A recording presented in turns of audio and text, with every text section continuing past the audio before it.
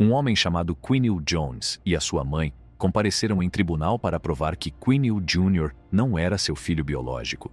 O juiz dirigiu-se a Quinil e a sua mãe, referindo que eles tinham levado a arguida a SRA. Milan, a tribunal numa tentativa de estabelecer que o filho de 3 meses, Quinil Jr., não era parente de Quinil, apesar de o Sr. Jones ter dado abrigo a SRI.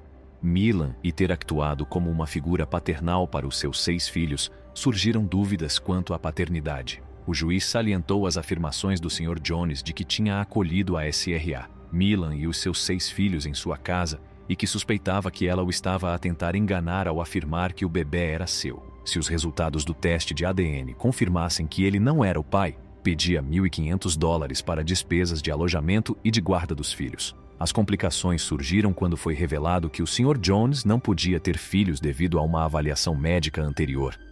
Explicou que, durante um exame físico desportivo na escola, tinha sido informado de que não podia ser pai de crianças. Este facto aumentou as incertezas em torno da situação.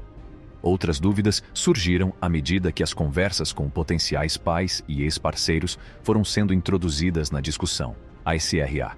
Milan tinha descoberto conversas entre o Sr. Jones e a sua ex, que levaram a discussões e a sua partida. Além disso, a SRA. Milan tinha admitido que também estava envolvida com o seu ex. Estes factos, combinados com a revelação da esterilidade do Sr. Jones, lançaram dúvidas sobre a paternidade da criança. Apesar dos cuidados que Quinil Jones e a sua mãe tinham prestado à SRA, Milan e IOS, seus filhos, o seu principal objetivo era determinar a verdade. Esperavam que fosse esclarecido se a criança era realmente de Quinil Jr. Quinil expressou o seu amor pela criança e o seu compromisso de cuidar dela. Chegou o momento da revelação da paternidade com Cornel Milan, o juiz, a anunciar o resultado. O tribunal determinou que o Sr. Jones não era o pai da criança. As emoções eram palpáveis, e o Sr. Jones expressou a sua vontade de seguir em frente e a sua esperança de ter feito a coisa certa. Um dos episódios mais dolorosos do tribunal de paternidade desenrolou-se quando Miss Lockridge levou Mr. Tidwell a tribunal com o objetivo de estabelecer a paternidade do seu filho. O juiz abordou a situação, referindo que Miss Lockridge tinha intentado uma ação judicial contra Mr. Tidwell por não ter reconhecido o seu filho de 10 meses, King. Ela estava confiante de que os resultados do teste de ADN de hoje apoiariam a sua pretensão.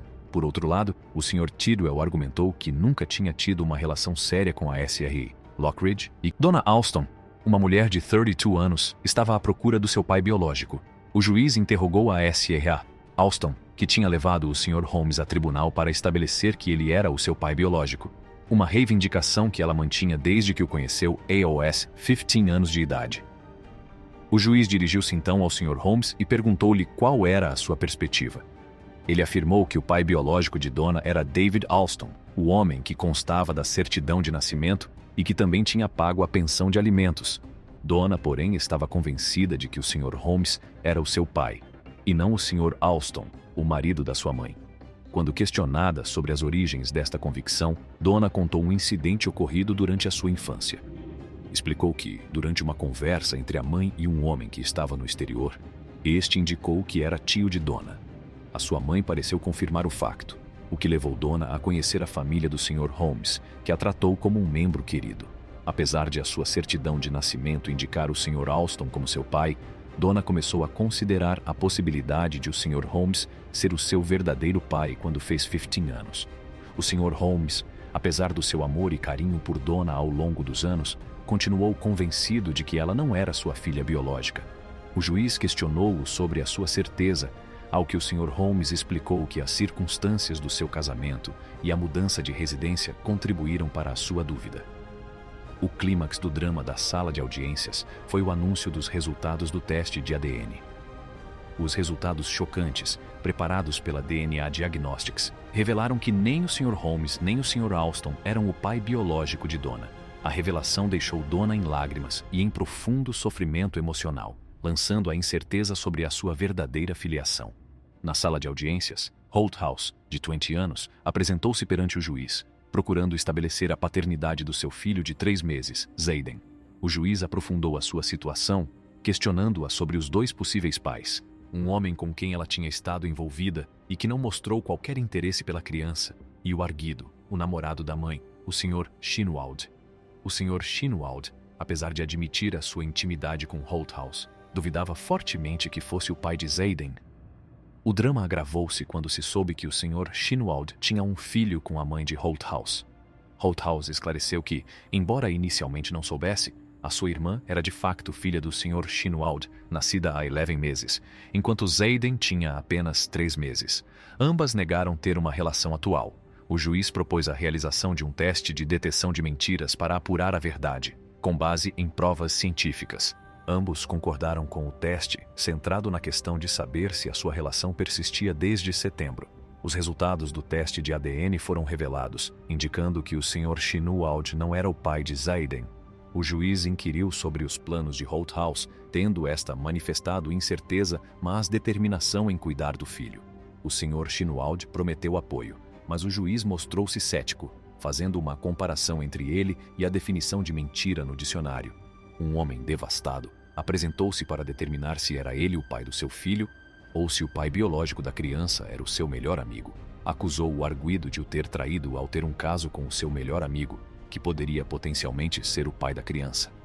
A arguida admitiu ter cometido um erro lamentável, confessando que se tinha envolvido com os 2 homens, o seu companheiro, o Sr. Pace, e o seu melhor amigo, Randolph, que era um possível segundo pai da criança, chamado Prince. No tribunal, quando o juiz inquiriu sobre a relação entre a arguida, a Sra. Fobbs, e o melhor amigo do Sr. Pace, houve uma reação notável. A Sra. Fobbs esclareceu que o triângulo amoroso e a traição tinham começado devido à ausência frequente do seu companheiro, que fazia turnos noturnos. Isso levou-a a sentir-se negligenciada, o que contribuiu para a situação. Randolph, o melhor amigo, foi questionado sobre a forma como podia ter uma relação com a companheira do seu melhor amigo. Ele admitiu que ambos estavam embriagados e que as circunstâncias levaram ao seu envolvimento. Miss Fobbs costumava regressar à casa embriagada da discoteca, à procura do seu companheiro, que estava frequentemente ausente. As conversas entre ela e Randolph acabaram por se transformar num encontro romântico. O Sr. Pace, quando questionado sobre a forma como descobriu o caso, explicou que, durante uma discussão acesa, Fobbs revelou inesperadamente que Randolph poderia ser o pai de Prince. A tensão aumentou à medida que os resultados do teste de ADN se tornaram cruciais. Com muita coisa em jogo, o juiz revelou os resultados do ADN. O Sr. Pace não era o pai de Prince. Esta verdade veio à tona, levando a desenvolvimentos mais dramáticos. O diagnóstico de ADN confirmou que Randolph também não era o pai da criança. Partilhe a sua opinião na secção de comentários abaixo e subscreva o nosso canal para mais vídeos deste tipo.